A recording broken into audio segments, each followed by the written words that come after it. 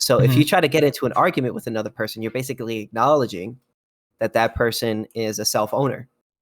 And then let's say you were to try to propose in that discussion, hey, I want to punch you, or I think I should punch you. Well, your words are making an argument, right, that contradicts the implementation of the argument of like your actions, basically the implications of your actions, because your actions are saying, I believe this person is a self-owner and I'm discussing with this person. We're trying to get to the truth of the matter. But in that discussion, I'm arguing that I should hurt that person, that I should not do that. So it seems to me that you're running into what we call a performative contradiction, right? Right. Because actions speak louder than words. Yeah, absolutely. Praxeology and all that. So based on that, if you can't propose an ethic, and the only way to propose an ethic to another person is through argumentation. You know what I mean? I mean, you're not going to propose an ethic to a wall because a wall is not a thing that can understand what you're saying. So, you propose ethics to other people. So if you're going to try to propose an ethic to a person in argument that contradicts itself, like through your actions, right? Then it's a contradictory ethic. It's a hypocritical ethic. It's an ethic that is just false. Because it cannot be proposed without contradiction at all. Like, you can't propose it without contradicting yourself. Even if I were to say, hey, I want to punch somebody in later time, you're still arguing that you want to aggress, or you're gonna aggress. So if you're to try to propose that in an argumentation, that's a contradiction right there, man. And thus making it false. Right. And that's basically my understanding of argumentation ethics. Okay, interesting. Did I get that? I mean, what do you think? Do you think I got a good understanding? What do you think? Well, a few things I have a hang up on is when you say the word ethic, I'm kind of translating that to legal system. I don't know how you want that to be portrayed, because when you say ethic to me, that's like a category error to me. I don't know what that means, because I don't believe in moral realism and I don't understand what the foundational principles for that is. So when you say ethic, I think legal framework. Okay, like this is how we're going to have law prepared. I mean, yeah, you could put it like that. But fundamentally, like, you're stating, what you're doing is you're having a discussion about what should be and what should not be, or what is true and what is not true, basically. You're proposing what you should do or what you shouldn't do, right? Do you think it's possible that I can convince you of coming over to my side of practical libertarianism versus your side of moral libertarianism? Do you think that's possible? Well, I would say, to quote the great Liquid Zulu, the moral is the practical. See, I would disagree with him on that, and I do. Okay, go ahead. Okay. So the way I view this is that when we're speaking about morality, it can't mean something that's practical. And the reason why is because moral and practical are they're essentially dichotomies of each other. They're antithetical to each other. They're the most far apart as things in metaethics can be. And the reason this is the big discussion, the big debate in the philosophical community is deontology right, or is consequentialism right, or is utilitarianism right? This is the big debate. Yeah. And what both of these ethics are saying is utilitarianism is saying that what is moral is the thing that we value, and it doesn't matter how we get there as long as we get there. And the deontology point of view is that there are standards that are the moral framework. So it's not the outcome that we're looking for. It is the climb to the peak, right? So to speak. And it's not about, it's not about reaching the peak, which is what the utilitarians say. It's about making the right decisions on the way to the peak of the mountain. That's the main difference. And the utilitarian believes in a practical utilization of justifying the means by getting to the objective. But the deontologist believes that the whole point of life is that we need to follow certain moral standards because that's the point of life. The ideal that we hold is never meant to be achieved. It is, in fact, the choices that we make in real life. We must abide by this moral system because that's the point of life, to abide by that moral system. And so these two systems are completely antithetical to each other. I just don't see how they can be the same thing. Well, how do you determine whether or not something is practical or not? So it depends on your value system, okay? We both want a completely anarcho-capitalist society. That's what we want. Mhm. Now, from what I understand, I'm a consequentialist, and you seem to be a deontologist with the ethic of the NAP. That's what it seems to me. Do you think that's a fair characterization? Well, I would say we're all consequentialists to a certain level. My man. I would say that fundamentally, what you're doing is when you look at a dispute, you're assessing the consequences, and what ANCAPs do is we say we don't like the consequence of aggression. We don't think aggression is moral, you know? Mhm. So if the consequence leads to an aggression, we're not going to support that. So, we don't support aggression because of the consequences. It leads to a world in which people are permitted to violate other people's rights, to do things with other property. And if we don't have, like, we look at it like this: if you don't have property rights, or at least some sort of coherent system of property rights, well, then you have basically a might makes right world. Okay. Yeah. Well, let me put it this way. So my objective and your objective and pretty much everyone's objective is for the maximized. Actually, I don't know if this is your objective. I'm just assuming this is your objective. Mhm. But I think most libertarians' objective is the well-being of like the whole world, or like the maximum amount of well-being for everyone, a society that has the most maximized well-being. Or do you think that's incorrect? I would say I want a world with the least amount of aggression, or no aggression, personally. Mm. Like, how well off people are doesn't concern me personally. Okay. This might be our core difference then. My vehicle, or my methodology, my consequentialism to achieving this ideal society is the NAP. It is anarchism. This is how I believe we achieve the ideal society. Whereas you have a fundamentally different objective than I do. Well, I guess you could say you're not wrong in the sense that I do think we're better off having a non-aggressive side. I think that not having aggression leads to a world with more prosperity. But when I say it doesn't really matter to me as much, if what I mean by that is, let's say there's a situation in which where someone is going to be less well off, but it entails, and for them to be more well off, it entails an aggression. I would say, no.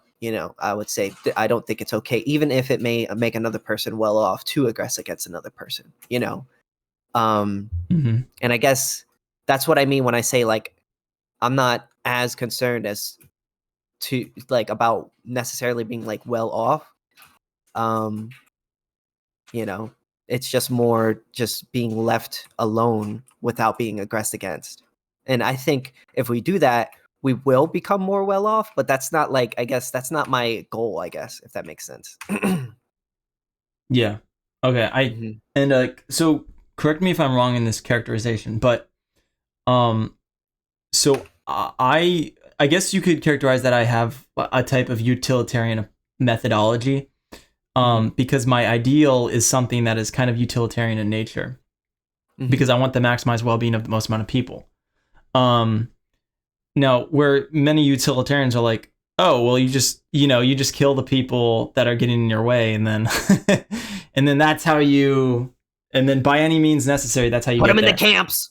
Put them in the camps, exactly. Yeah. The way I see it is it's a much more complex system than just taking money away from certain places and putting it in other places.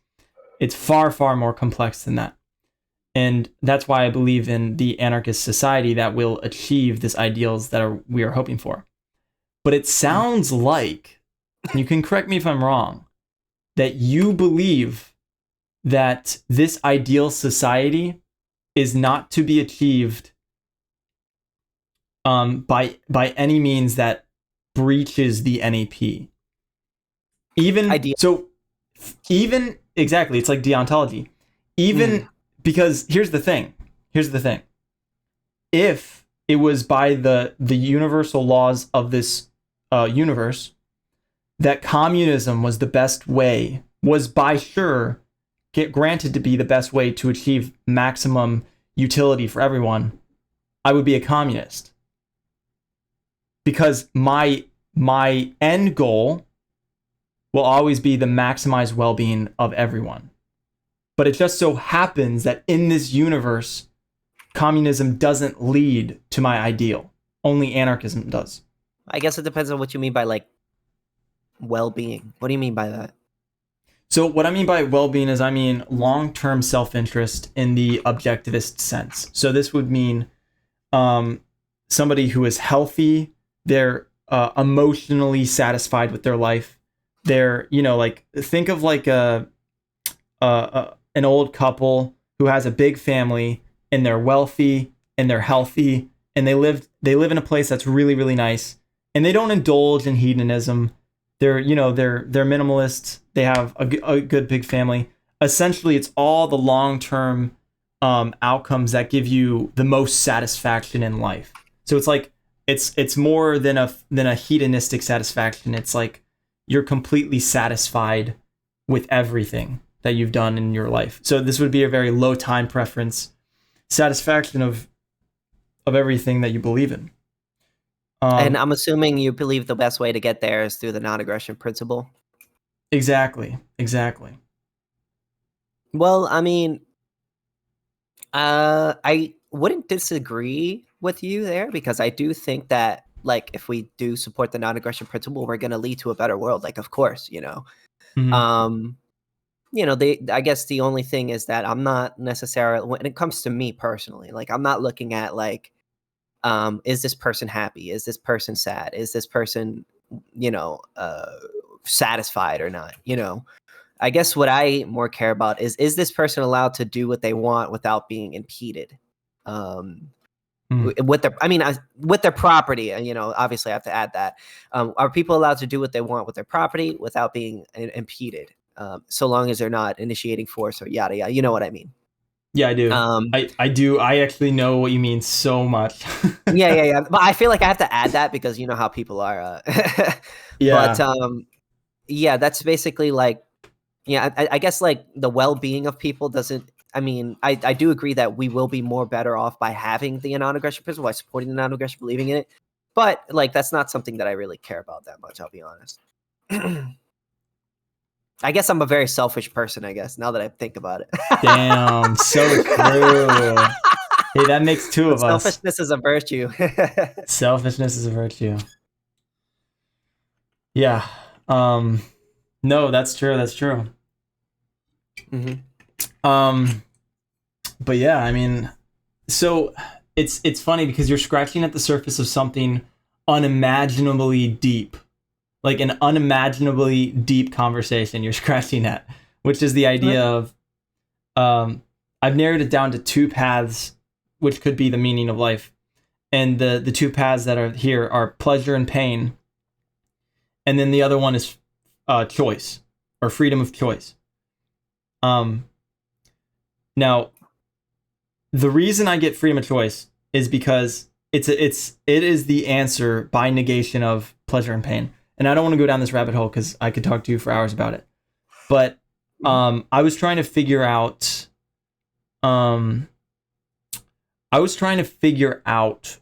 if pleasure and pain is like, can you ground that in something logical, like some sort of deductive reasoning? And as it turns out, you can't. If you want to maximize pleasure and pain, you will hit the backspace, if you know what I'm saying. Mm-hmm. Because yeah. I've done the fucking utilitarian calculus. It's done. I put it in. And do you know what the answer is? What is the answer is backspace. Backspace? That's like the answer. On the keyboard? on the keyboard, backspace. You know, It doesn't work. it doesn't work, dude. Pleasure and pain, if it's your objective in life, it doesn't logically compute. It just doesn't. And there's many reasons for it, but the biggest reason is that the best life is a life without suffering. And there's no way to achieve that in life. And so the only thing that we have left to believe is that there must be something more than pleasure and pain. Because if there wasn't, the logical answer is backspace. But we don't do that. And I can talk it up to like something spiritual or something else, or something deeply ingrained in us. But the truth of the matter is, it has to be something more than something material like pleasure and pain. It has to be something more than that. And I've realized, and this is kind of where it gets like maybe religious, maybe spiritual, that the only option you have left is that life is about choice. Because that is the only thing left if you take away pleasure and pain. The only thing left, if you look at people of Jewish descent that went through some harsh times in the 40s and the 30s, if you think about their experience of life, by all calculus, by like every imaginable reason, they should have hit backspace, right? But they didn't. And it kind of makes you wonder why. Because if they were to do the calculus, it makes so much more sense to not suffer than to suffer, right? Well, bro, you're pulling a JQ on me right now. Right? Right? Bro, I'm turning into him. But like and I can't necessarily ground it in a positive claim. It's what's left over. It's like on a test when you're doing a process of elimination. It can't be pleasure and pain. It has to be something else. And if people who have suffered tremendously in life have done the calculus and they still chose to keep on living, there had to be something more than just pleasure and pain. There has to be. What do you think that is? God? Choice. I already said choice. Oh, God. Sorry. Choice. Yeah. So basically, being allowed to do what you want is what you're saying is the ultimate utility. Absolutely. And I could debate Christians, as many Christians as I need to, about this, but in a religious worldview, in a Christian worldview, this is actually the only place you can ground libertarianism in 100% and have the backing of God, which is a logical fallacy. But Christianity is the one place you can ground choice in. Because if God created us, you then have a being that you can use to ground your ethics in. Mm-hmm. And when I say ethics, I'm appealing to God, obviously, as the moral realist deity or whatever. It's now grounded. Moral realism is now grounded because God exists. God would not create us unless to give us choice. And there's a whole spiel about why that's the case. But there's a paradox of God where he's all powerful, all good, and all knowing. These three things in a logical system cannot be true at the same time. Two of them can be true at the same time. All three cannot. It's impossible. It's logically impossible for all three to be true at time. So the only answer we have left is that God is illogical if God exists. And we can't understand him. It's impossible. God could birth us into heaven, right? He would never have to make us suffer a day in our life. He could birth us into heaven with free will. There's no argument. There's no rebuttals to like, oh, the problem of evil. Like, oh, God wants us to suffer so that we can have free will. No, that's not how it works. That's not how all powerfulness works. All powerfulness works that you can do anything even beyond your imagination. And so God can do this, but he chooses not to. And why does he choose not to? It's not because of pleasure or pain. It's because the fundamental truth of why he created us is for choice. So the ultimate red pill for all Christians is that they must be anarchists. They must be, because it's God's will. But that was a total side tangent. Can I ask you something? Yeah. Do you believe in God? Yeah, I You do. believe in God. Yeah. Does God know everything? Yep. Does God know how it feels like to get fucked in the ass? Damn. I guess I have to say yes. All right, got you. Oh shit. Yo, where did you learn that? I heard that from Destiny. Anyways. Oh, of course you did. Of course you did. Destiny, the ultimate cuck blasphemer. Listen, you know what? You know, that's ironic coming from Destiny. You know, Destiny, I think he's funny, and I think he's an extremely good debater, but I don't agree with him on a lot of things. I don't agree with him on much. Dude, 1 minute he will be saying the absolute like smartest thing I've ever heard in my life, and the next minute he will say the stupidest thing I could ever conceptualize. He just has a really good way of debating people. You know, he's just a really good debater. Like he could make a lot of things that would otherwise sound ridiculous sound like normal or not as ridiculous. He has a way of doing that, which I think is very cool. So I like to watch him just to see how he does that, like to see his debate skills and try to apply it to myself and other debaters Yeah. too. Yeah, no, I watched a ton of his stuff. But anyways, tying this back to what you were saying before, Yeah. where were you going with all that? So where I was going with all that is just to say that I believe that there's something more to life than pleasure and pain. And the two roots is pleasure and pain or choice. I can't identify, and I'm not sure if you can either. I personally don't think anybody can identify any more paths, because there's two ways of looking at the world. There's the ultimate values. The ultimate value is maximize pleasure, minimize pain, and then there's choice. I don't see any other ultimate values in the world. Do you see where I'm coming from? I'm not, honestly, I don't even really know how to respond to that, to be honest. All right, so tell me what you think. What do you think the ultimate value of life is? Just like intuitionally, what do you think? Damn, these are some deep questions, man, that I haven't really thought about.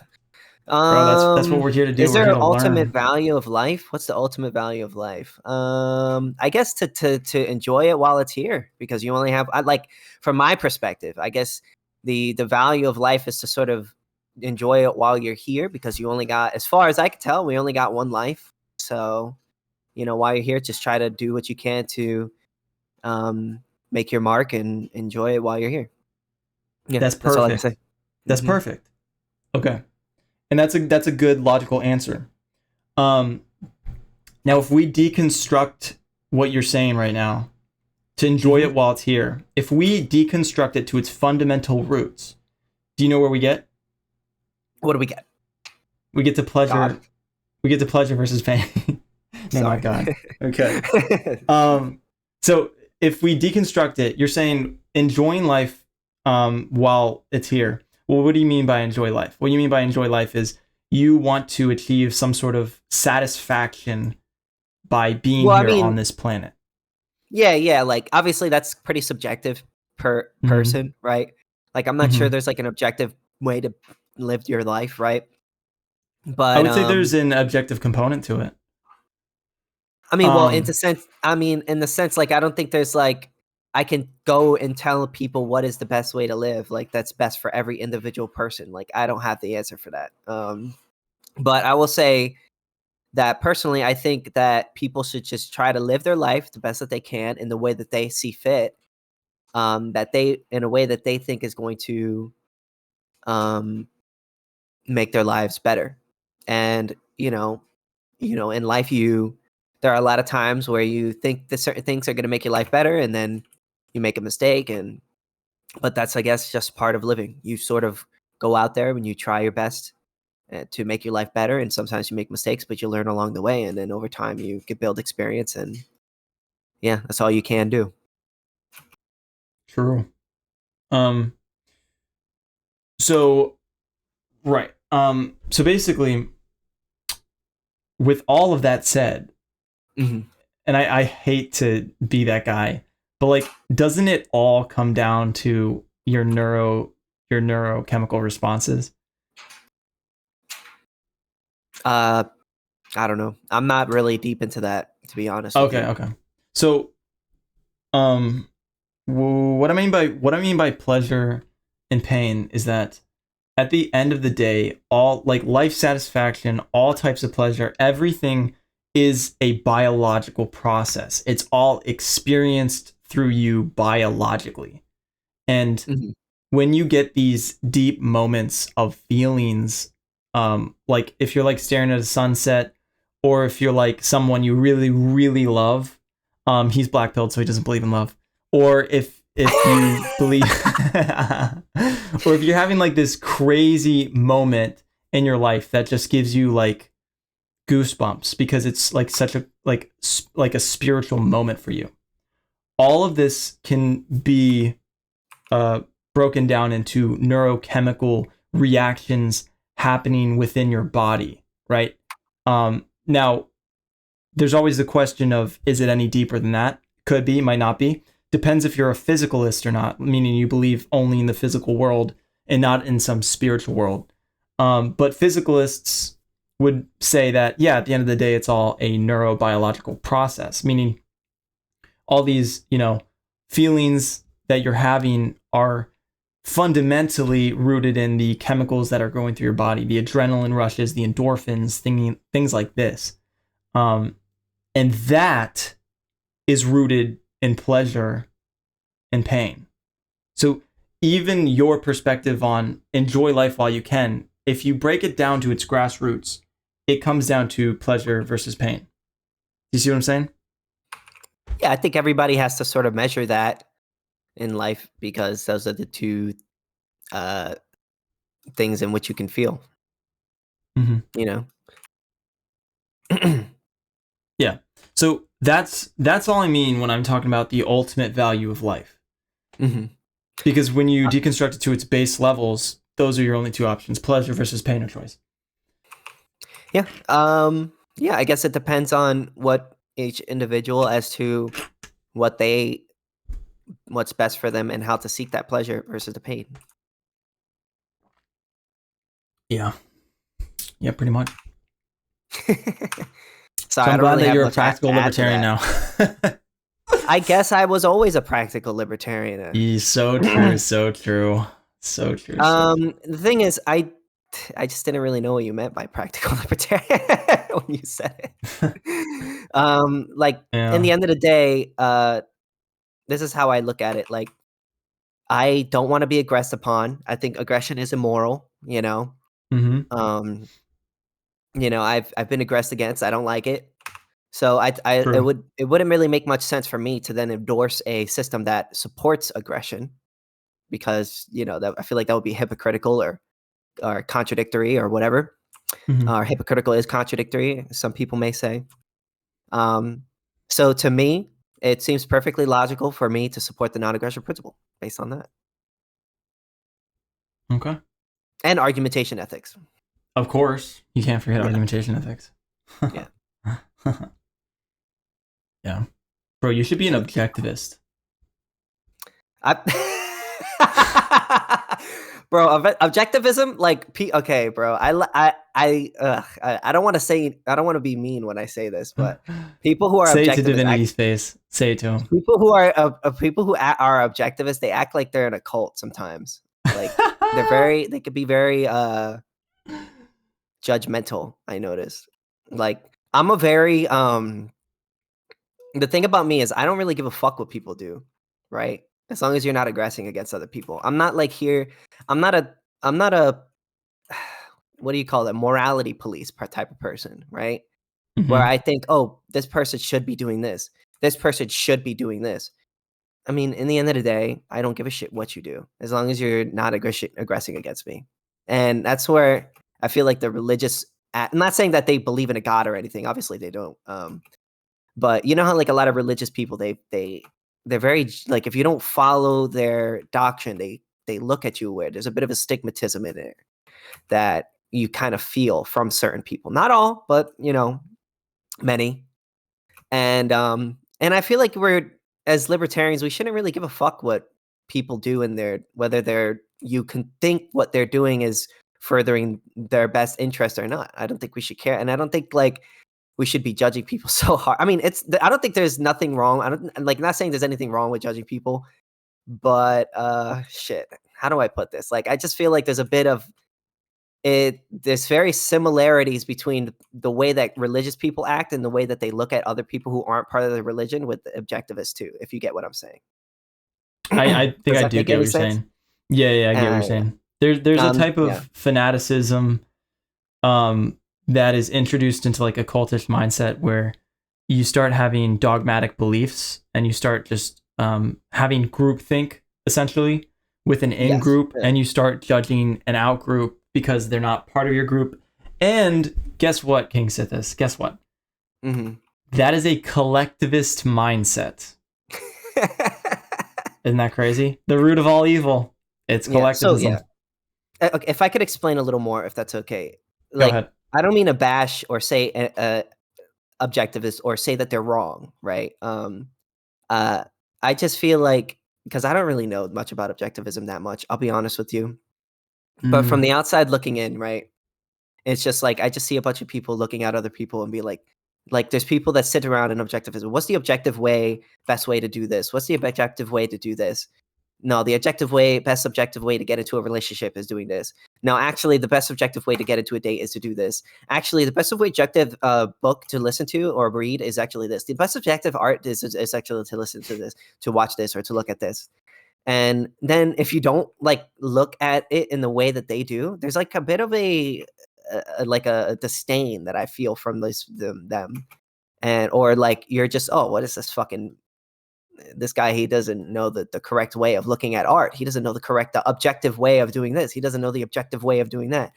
And I'm not sure where they got like a superiority complex or something. Yeah, like, a little bit. They're condescending. A little bit. And I'm like, maybe I just need to read more into objectivism, but I'm not sure where all of this comes from. Personally, I really don't. I don't know where all of this comes from. I think that us libertarians should be hands off on what people do in their personal lives, right? I think that we should be like, give advice when it's asked, but don't sit around like, I don't know. Like, I don't think there is an objective answer to what each individual person should do with their lives. I think it depends on each individual person's opinion and and their belief and their value and things like that. No, I understand where you're coming from. Mm-hmm. I was really interested in the idea of objectivism, and I think one of the reasons objectivism is so appealing to libertarians is if you've ever seen like an Ayn Rand speech or like read one of her books. I've never read her books, but I've like seen her talks and stuff on YouTube, and I've heard her speak.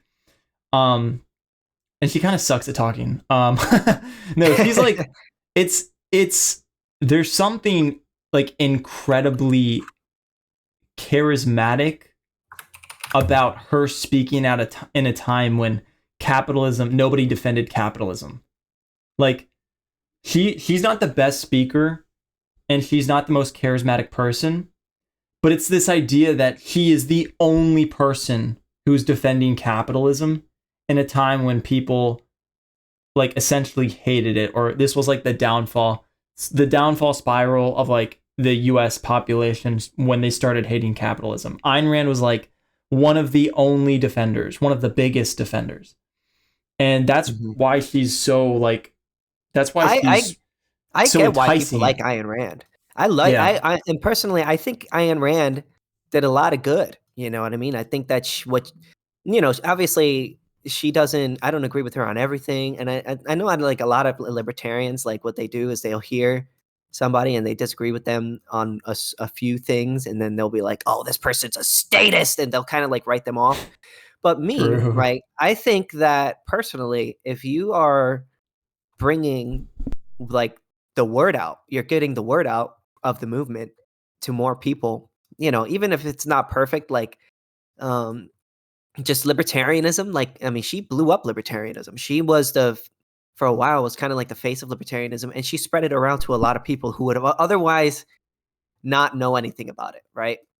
And to me, I think that's tremendously valuable, that to our movement, because in the end of the day, there's like very, very few people that consider themselves to be libertarian. I think the reason why is because it's not very known, or I mean, if it is known, most people don't understand the ideology fundamentally.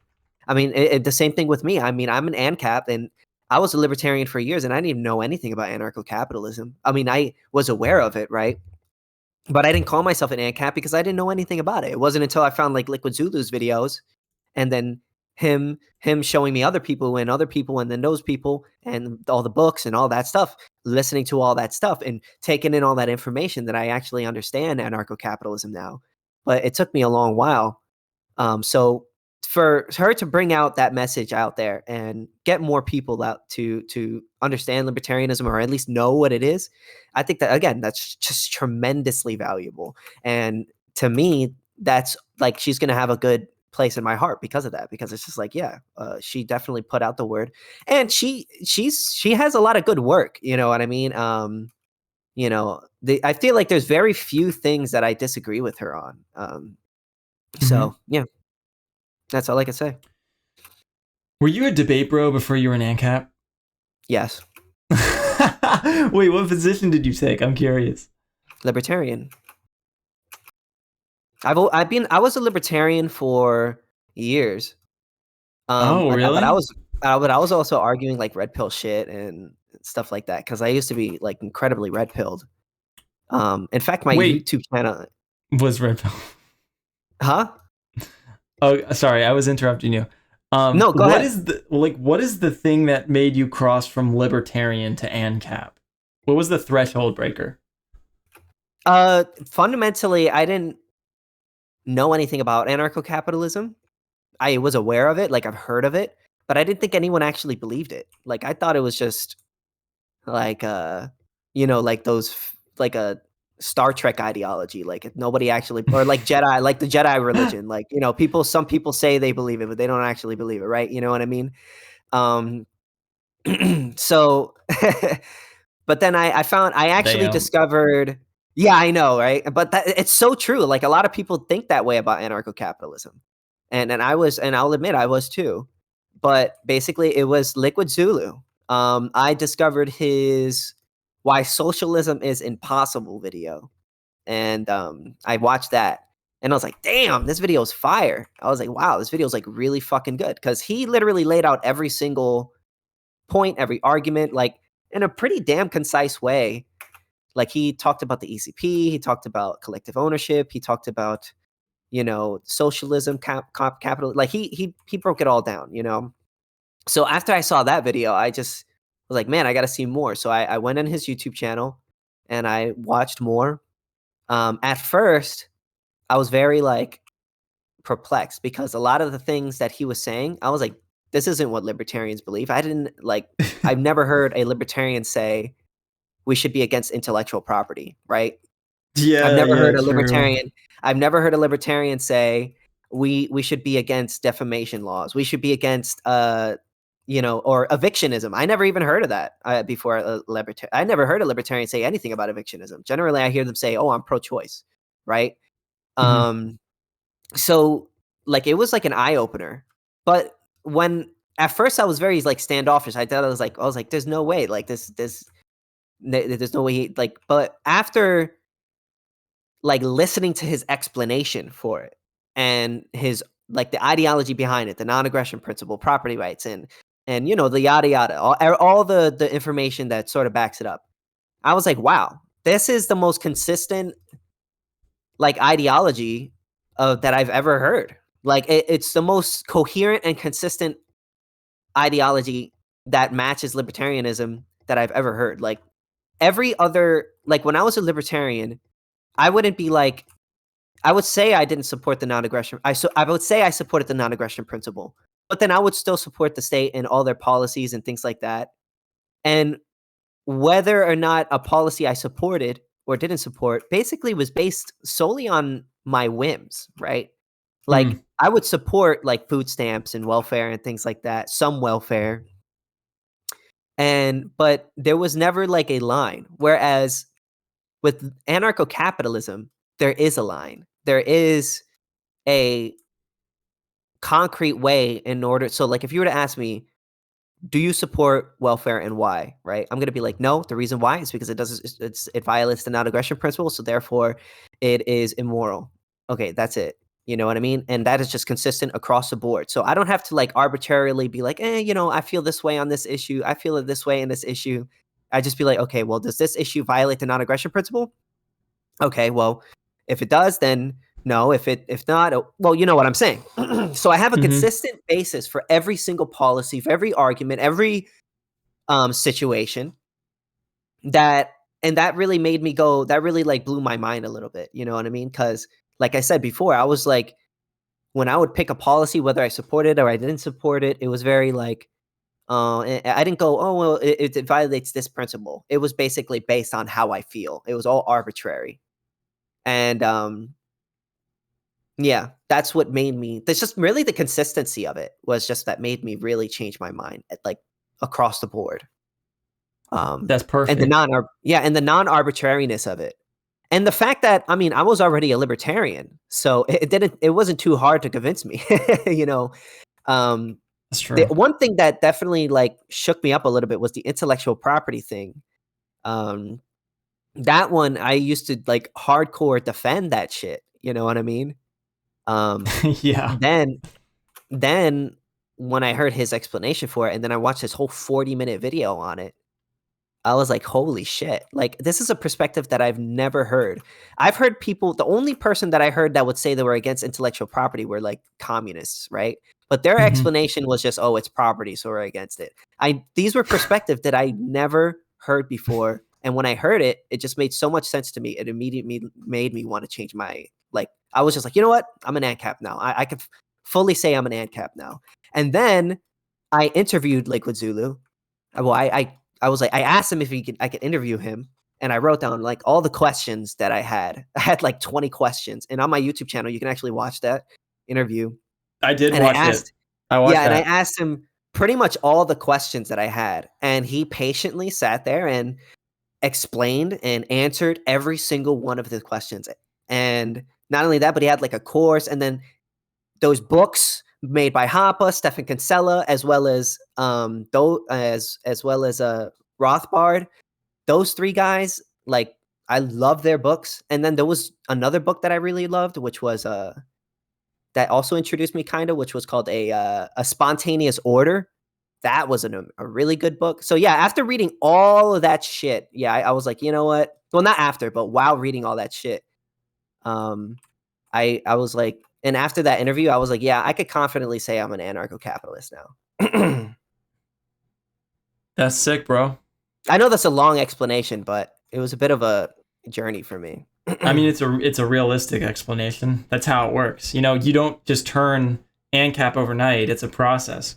Yeah, it was basically like I would say I was arguing with myself on these issues for like at least a month or so. You know what I'm saying? Like it Mm. wasn't just like one video, all right, now I'm an ANCAP. You know what I'm saying? It was like every issue I was arguing with myself on. And when all the arguments that I would usually make against his arguments just didn't really hold up. And when I realized that I was being inconsistent, I was like, yeah, you know what? It changed my perspective. Definitely. Yeah. Yeah, you were fucking you were constraining the NAP. You're like, there's no way this thing can hold up, and then you Yeah. just fucking chucked every article you had at it. I mean, argument you had at it, and you just really tested its durability, and it Yeah. held up. Hmm. Yeah. Um, All the books, all the videos, all the things really helped me out in learning a lot. And yeah, and especially Zulu's course and Stephan Kinsella too. I really love that guy, Stephan Kinsella. That guy's awesome. mhm. Yeah, I think he's the best guy now. He's my favorite personally. The best like ANCAP representative. I think he's pretty damn. I think he's my favorite personally. I like him a lot. Yeah. Nice, nice. Yeah. Um. I wanted to say a quick thing about objectivism. Hmm. So the thing about objectivism is I really liked the idea of objectivism. I really liked the idea of like using it as like a philosophy. I thought it was going to be like possibly like a silver bullet, like like since there's so many objectivists and they're like really hardcore into the ideology or the belief system. I thought that it was going to be like super like unbeatable.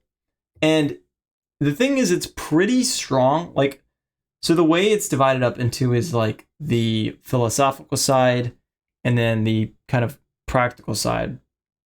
And the whole idea of objectivism, and Divinity said this too, along with Leonard Peikoff, which is the successor to Ayn Rand. He said that you can ground capitalism in the in the laws of logic, right? And that was a pretty bold claim. So I kind of went to like see the lectures and everything, and I kind of wrote out the premises one by one. And what I realized is like the first half of objectivism is pretty much indisputable. It's pretty much 100% certain and grounded in the laws of logic. They go by 3 axioms, and you've probably heard Liquid Zulu talk about this because he is kind of like an objectivist. But they believe in the primacy of existence, the primacy of consciousness, and I don't know if they call it the primacy of identity or the law of identity. But those are like the 3 things that they say are completely irrefutable. And from that point on, that's how they get like their whole objectivist framework. So nothing can exist without existence. There's consciousness must exist because there must be something to experience existence. So like even if we are in a simulation, technically we're still real. The experience itself necessitates an experiencer. So we must exist even if it's not in the form that we think it is. And then the last one is identity. Something must be itself. So existence is itself. And that's actually what they call it. An existent is itself. But yeah, from that point on, they kind of ground the rest of their... Yeah, they believe that's like how they ground everything in their philosophy. And I find those things to be pretty indisputable. The only problem is they make a leap towards capitalism. They don't. It's not a direct line from objectivism, the objective axioms, to capitalism. They did not solve the is-ought gap. Unfortunately, no one still has to this day. I would say the is-ought gap, I think that our oughts are just basically is. It's an is. Like I would argue an argumentation ethics isn't an ought, it's just an is, just what it is. It is what it is. I agree with you on that. Which is why I don't consider argumentation ethics to be an ethical system. I consider it to be a logical framework, kind of. I mean, if I just use it to explain to people that it's contradictory to propose an ethic that contradicts argumentation, and you can't, I mean, whether you call it an ethic or not an ethic, whatever word you use for it, I'm just going to say ethic to be simple. You can't propose an ethic without contradiction, then that ethic is not a really good one. Or at least it's contradictory. Yeah. And now personally, I don't generally use argumentation ethics. One, because I'm not very smart when it comes to moral realism. I'll admit that, guys. Don't blame yourself, bro. Nobody can defend it. Don't blame yourself. I'm learning as I go, right? But I'll say this. What do you call it? Whenever someone asks me to justify the non-aggression principle or why I believe in the non-aggression principle, I always just give them the simple answer. I don't want to be aggressed against. I don't want nobody to aggress against me. So it makes no sense for me to support aggression if I don't want it to happen to me. Simple as that. Okay, I've got to be that guy.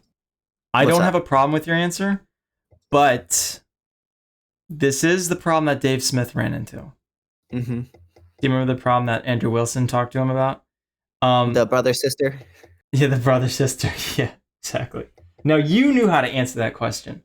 But Mhm. the real thing that Andrew Wilson was hinting at is that you can't ground the NAP in something moral, because at the end of the day, what happens is really what you're saying is it's just my preference that we don't aggress against other people. There's no external justification. Like there's no moral justification that we can go to justify the non-aggression principle, because then you need to ground it in moral realism, and then you need to prove how moral realism exists. And that's why I can't get on board, because I can't find proof of realism. I just can't find it. Well, the only like if somebody wants to go deeper with me on it, then obviously I'm going to default to argumentation ethics, right? Yeah. But if the person whom I'm already speaking to doesn't buy moral realism, I don't think it. I'm basically they can't make a claim that their moral realism is or their morals is better than mine if they're also choosing a preference. In the end of the day, it's their preference too. So all I would say to that is like, well, yeah, it is my preference, but you're doing it too. So I don't think there's anything wrong unless you think there's something wrong with having a preference for morality. No, absolutely not. Yeah, so I like mean, generally people who argue that are also more not moral realists. Unless they're going to make a moral realist argument, then I would just use argumentation ethics. okay, Hmm. that's fair. Yeah, because like if a person's not moral realist and they say, "Oh, well, that's just your preference," well, I was like, "Yeah, but you're doing the same thing too." You know what Yeah. I'm saying? You know, like if you're a liberal, for instance, like, "Oh, well, that's just your preference." Well, yeah, but your preference is a liberal world too. You just believe that your liberal world is better than mine, Hmm. and I just disagree with you on that. And then we argue about Exactly. why it's better than the other person. Exactly. Exactly. Mhm. That's the way I look at it. See, I Mhm. look at it that exact same way. I'm like, okay, you're a communist. It's your preference to have communism. Well, like, I can't ground, I can't ground capitalism in anything moral, but I can say that it's my preference that I don't suffer and you don't suffer too. Right? Yeah, and yeah, and then I try to make the argument. Then from there, like, okay, we both acknowledge, yeah, these are both our preference. You prefer communism, I prefer capitalism, right? Then what I try to do is they try to explain to them that they actually also prefer capitalism, right? They just Mm. don't realize it, right? And then that's when I come in with the rape analogies and the this analogy. Okay, well, okay, you're a communist, so you think it's okay to steal from people. Okay, well, let's say that this person to this, you know what I'm saying? Yeah. And then, it like the problem is with like a lot of these people who are communists is they don't the thing about libertarians is we have a consistent ideology that's consistent all across the board. Hmm. And it doesn't lead to like what it doesn't lead to really fucked up out like it won't lead to a really fucked up outcome like as the same way that like and what I mean by that is like it doesn't We don't allow put up with for people aggression. yeah, we don't it doesn't allow for aggression is what I'm trying to say. You're never Yeah. gonna convince me that it's okay to rape somebody. You're never gonna convince me it's okay to to rape an innocent person or stab an innocent person or punch an innocent person unprovoked, right? You're never gonna convince me it's okay to that. You can essay But guilty people, not innocent people, though. yeah, yeah. But if they grab me by the crotch, hey, I'm grabbing them back. But Yeah. listen, um So true. Self-defense, not self-defense. an aggression. Yeah. So what I'm saying is, like, in the end of the day, these people. I don't think most of these people who say they're utilitarians actually fully believe in utilitarianism, like, Mm. because a lot of these people who say they're utilitarians, they say that they believe in consent, but you can't fully believe in consent without while also being a utilitarian, and that's where my analogies come in. Yes, you're Hmm. correct. You're absolutely correct. You cannot be a consequentialist and believe and have Or a utilitarian. foundation in consent. Yeah, you can't be. Well, I'm just saying consequentialist because that's all forms of consequentialism, including utilitarian. But it's true with the utilitarian. You cannot be a utilitarian and also believe in consent. One needs to have priority over the other. And if you're a true utilitarian, utilitarianism takes priority over consent. And there's many people who need to bite that bullet if they are truly utilitarians.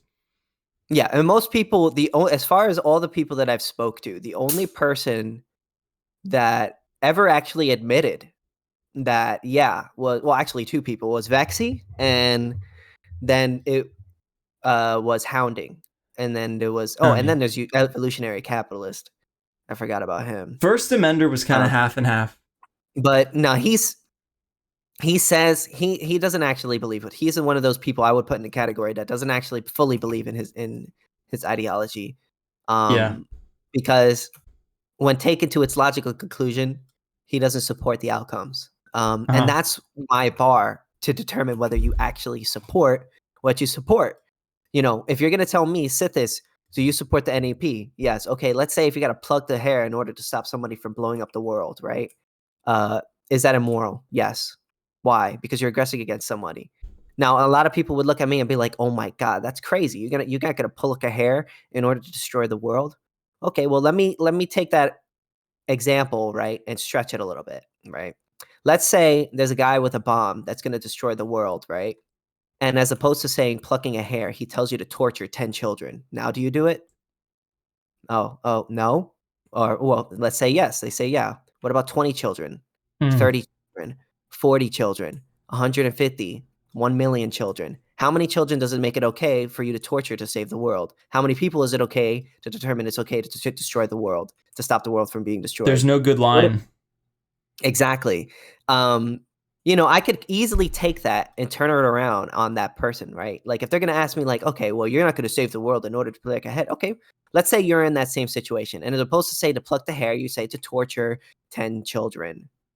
You think most of those people are going to say, yeah, torture those 10 children? No, a lot of them are going to say no. I mean, there may be some of them that's going to say yes. Yeah, you know, obviously there's some crazy ones, but there's going to be generally for, I would say most of them, there's going to be a line, right? Where they're going to be like, no, you can't do that. You can't do that. You know what I mean? You know, it could be 10 children. It could be 100 children. It could be 1 million children, adults, whatever combination. There's going to be some line in which they're going to be like, no, that's, you can't do that. Right. So even they don't fully believe that. But the thing about anarcho-capitalism, right, which I kind of pointed out in my other video, which is, let's say I were to decide to pluck someone's hair in order to save the world, and then I get taken to court, right? All I could just be like, listen, I violated that person's rights, right? And you know, I'm guilty. Okay, now he has to pluck 2 hairs from your head. So yeah, true. You know what I'm saying? Like, okay, restitution's a bitch. Yeah, you know, you know, so it isn't as ridiculous as some people may make it seem, right? You know, even if you were to do something. Now, obviously, I'm not saying that that person should do that, but what I'm saying is that the example that they're trying to make seem so ridiculous is not as ridiculous. And I feel like flipped on their head and put it, when you flip it the way that I did, which is, you know, reversing it and being like, okay, well, how much people would you torture to do this? How many people are you going to kill? 10, 20, 100, 1 million? They're extremely arbitrary with their answers.